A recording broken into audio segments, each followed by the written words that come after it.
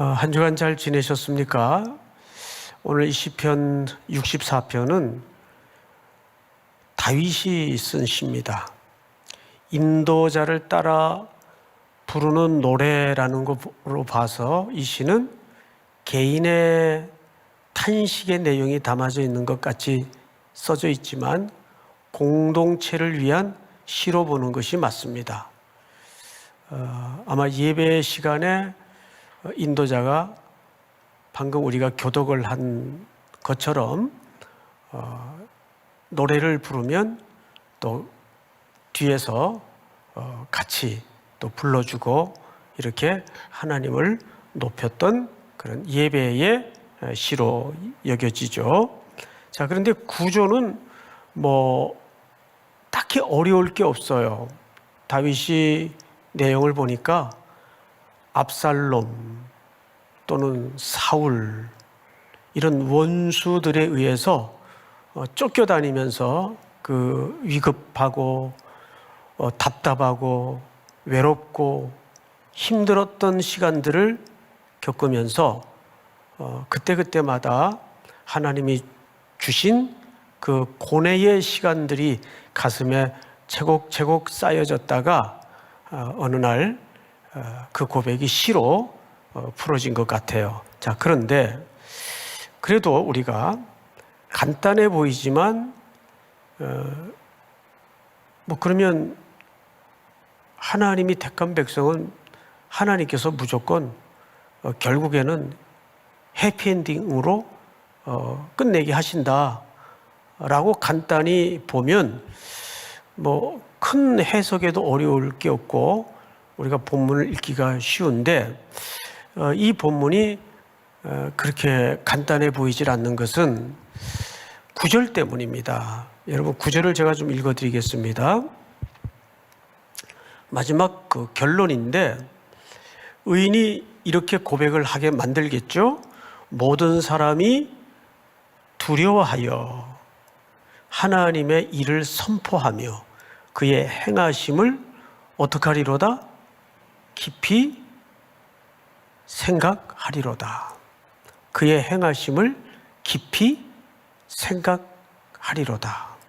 자, 이 말이 사실 오늘 이 시편 64편을 우리가 풀어가는데 주보에 보면 제목으로 삼아진 근거 구절이기도 합니다.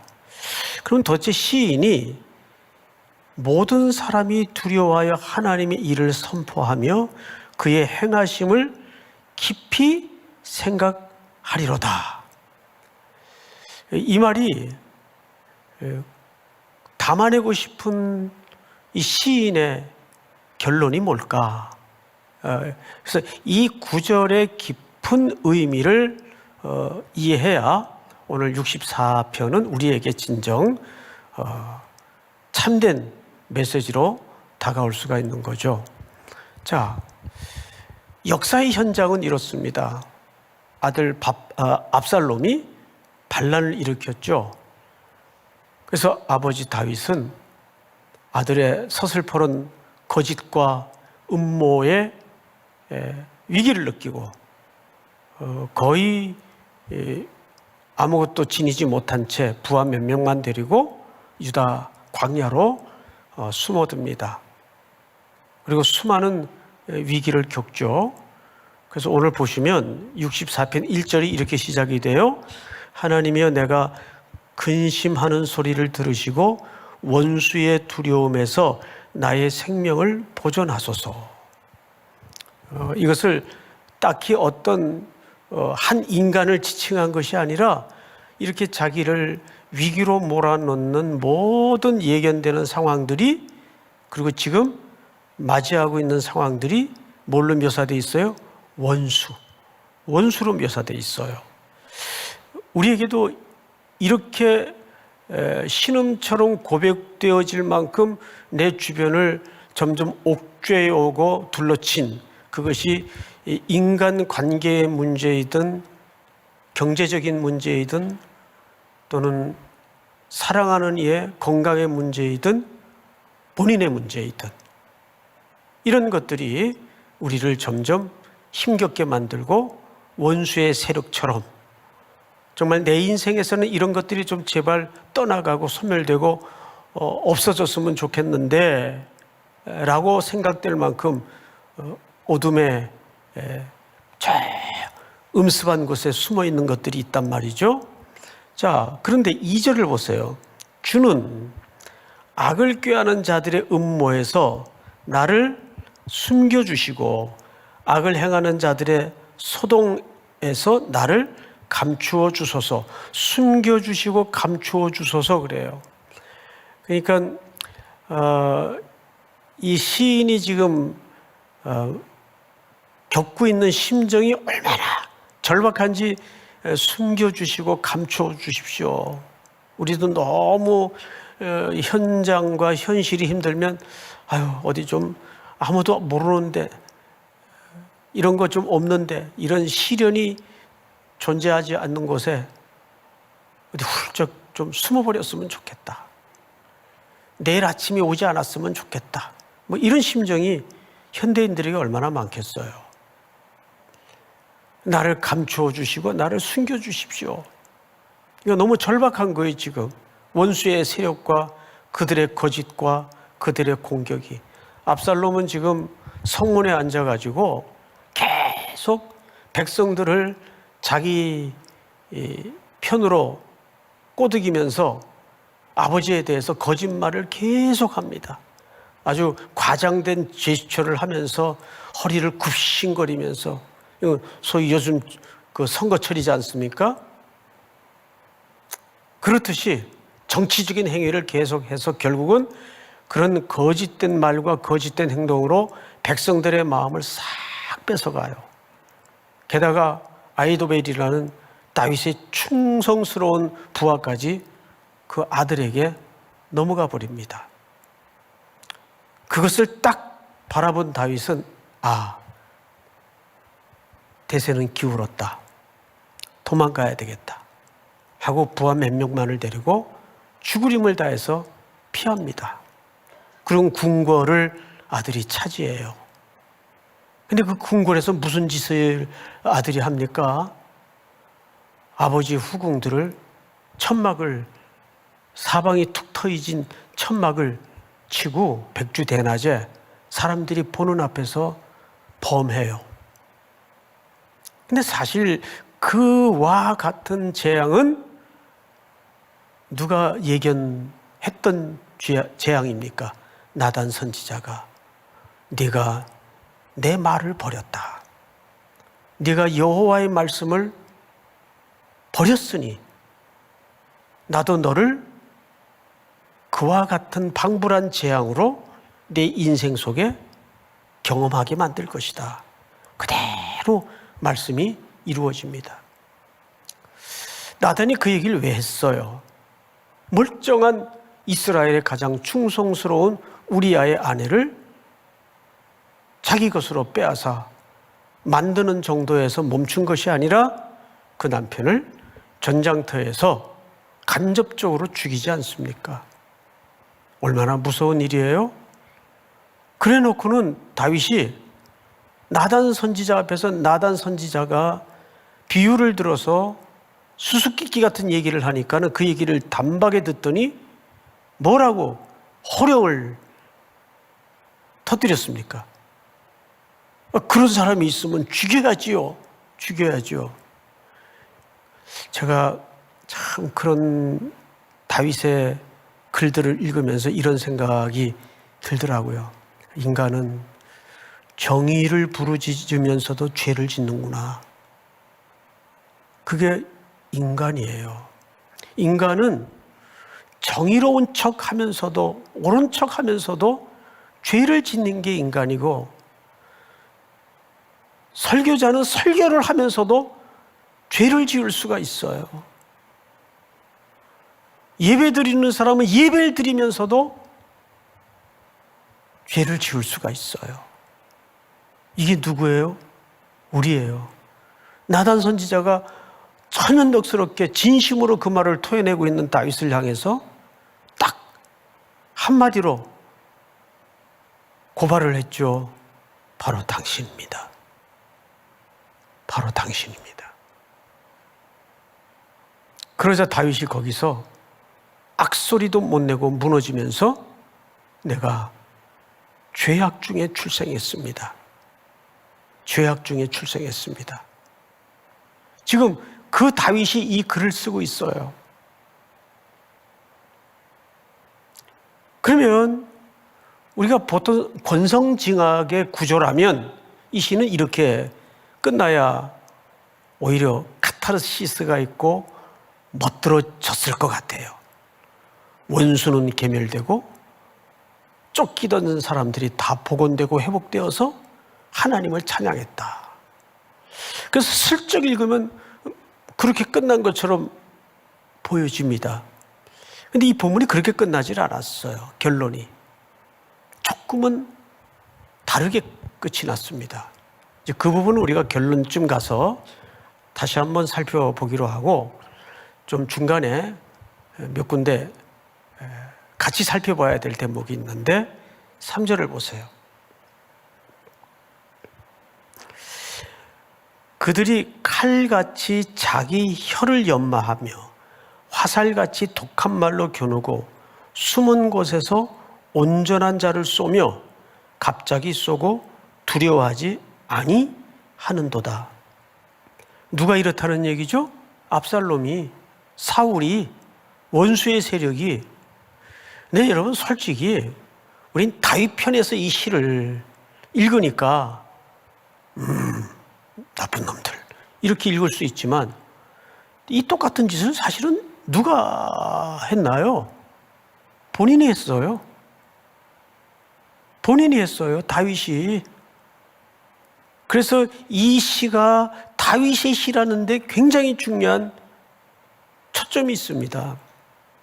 여기에 열거된, 지금 자기가 원수들에게 시달림을 받고 있고 공고함을 당하고 있는 그 모든 항목들이 지금 내면을 뒤집어 보면 다윗이 전부 영적으로 중보자를 만나기 전에 저질렀던 내면의 죄들입니다. 그 밧세바 사건과 우리아를 죽인 사건은 무시무시한 인간의 진면목을 드러내는 사건이었어요. 그리고 이제 4절을 보십시다. 숨은 곳에서 온전한 자를 쏘며. 이것도 누가 한 거예요? 우리아가 얼마나 온전했습니까? 일부러 특박 휴가를 내가지고 아내하고 회포를 풀라고 했는데도 집에 안 들어갔어요. 지금 전쟁 중에 부하들은 일선에 있는데 내가 어찌 하룻밤 즐거움을 위해서 아내를 품었다 갈 수 있겠습니까? 그리고 임시 장막에서 잠시 머물다가 전쟁터로 돌아갔는데 그걸 또 계략을 꾸며가지고 뒤에서 조종을 해서 죽이잖아요. 그러니까 이 시를 읽으면 읽을수록 아유, 다윗 어떡하지? 이러다가 죽는 거 아니야? 근데 이게 그런 권성징악의 구조가 아니에요. 자기 죄를 하나하나 다 열거하고 있다는 것을 여러분들이 시선 속에서 놓쳐서는 안 되는 거겠죠? 제가 한번 여러분들한테 여쭤볼게요. 악은 평범한 겁니까? 특별한 겁니까? 악은 평범하다. 손 들어보세요. 내리보세요. 졸지 말라고 한번 물어보는 거예요. 특별하다. 손 들어보세요. 악은 특별한 것이다. 예. 확실히 우리 청년들이 영성이 있어요. 악은 평범한 거예요. 그 말은 무슨 말이죠? 언제든지 내 안에 그 동일한 악이 있다는 것을 놓치고 살아서는 그건 바리새인이 되고 율법주의자들이 됩니다. 우리가 어떤 죄악을 목격하고 죄악의 사실을 직면하면서 분기탱천하지 마세요. 어떻게 여러분, 그 안에 내가 있다는 걸 놓치면 성경을 거꾸로 읽는 거예요. 악은 평범한 거지 특별한 게 아니에요. 아직 그런 나쁜 놈들만 죄를 짓는 게 아니라니까요. 우리가 성경을 다윗의 입장에서 읽어야 되는데 이거를 이분법으로 읽어서는 안 된단 말이에요. 그런 짓 하는 사람들은 태어날 때부터 그런 종자가 따로 있고, 나는 지금 고난을 당하고 슬픔을 겪고 있고 나 좀 숨겨주세요. 이 자기가 한 짓이라니까요. 그대로 5절을 보세요. 같이 한번 읽어볼까요? 시작. 그들은 악한 목적으로 서로 격려하며 남몰래 울문웃기를 함께 의논하고 하는 말이 누가 우리를 보리요 하며. 이것 또한 누가 한 짓입니까? 다윗이 궁궐에서 한 짓 아니에요. 예? 다윗이 궁궐에서 한 행위예요, 이게. 그 제가 이 본문을 몇 발이고 아래로 위로 훑어가다가 그냥 고개를 푹 숙일 수밖에 없었어요. 이 다윗이 아닌, 이게 다 우리가 한 짓이구나. 우리가 한 짓이구나. 그래서 하나님의 말씀은 너무 적절성을 갖고 있다는 것을 잊어버리지 마세요. 전도서에 제가 우리 3.1교회 부임하자마자 첫 강의한 책이 전도서 강의인 거 기억나시죠? 잊어버리셨군요. 예. 그 이후에 등록하신 분들인 걸로 제가 추정하겠습니다. 너희가 너무 의인되지 마라. 기억나시죠? 너희가 너무 의인되지 마라. 왜? 그 의인은 우리에게 이루어질 수 없는 사실이니까. 오죽했으면 로마서 3장의 기자가 바울이 의인은 없나니 하나도 없었다. 의인은 없나니 하나도 없었다. 그래서 예수 그리스도가 이 땅에 오셔야만 했다는 자각 앞에 서는 게 기독교입니다. 그 자각이 예배 드릴 때에도, 말씀을 읽을 때에도, 손들어 찬양할 때에도, 은혜가 쏟아질 때에도 그 자각을 놓치면 그건 다 가짜가 돼요. 그 자각 앞에 서지 않으면, 십자가에 흘린 예수 그리스도의 보혈의 공로에 그 자각 앞에 서지 않으면 우리가 믿는 신앙은 다 교만이 됩니다. 다 자기의가 됩니다. 그럴까봐 항상 자기를 살필 수 있는 여지가 있어야 돼요. 사람이 기도하다가도 엉뚱한 생각하고, 설교하다가도 엉뚱한 생각하고 그래요. 보면 설교할 때는 오로지 말씀만 생각하는 게 아니에요. 드라마 봤던 생각, 트로트 들었던 생각, 오만 생각이다. 근데 정말 성령님이 순간순간 버티게 해주고 그 입술을 붙들어주고 지켜주니까 다 카트 돼가지고 절제돼서 나가는 거지. 성령님이 제어하지 않으시면 여지가 없어요. 헛소리하고 딴소리하고 지잘난 얘기하고 그래요, 인간이. 그래서 설교를 할 때도 이게 참 인간이구나. 자, 이 시는 점점 어디로 깊어가는가를 한번 보십시다. 6절. 그들은 죄악을 꾸미며 자기가 한 거예요. 이르기를 우리가 묘책을 찾았다 하나니 각 사람의 속뜻과 마음이 깊도다. 7절 다 같이 시작. 그러나 하나님이 그들을 쏘시리니 그들이 갑자기 화살에 상하리로다. 네, 하나님이 그들을 이제 쏴요. 여기서부터 이제 대반전. 하나님의 그 적실함과 위대한 정확한 이제 반격이 시작이 돼요.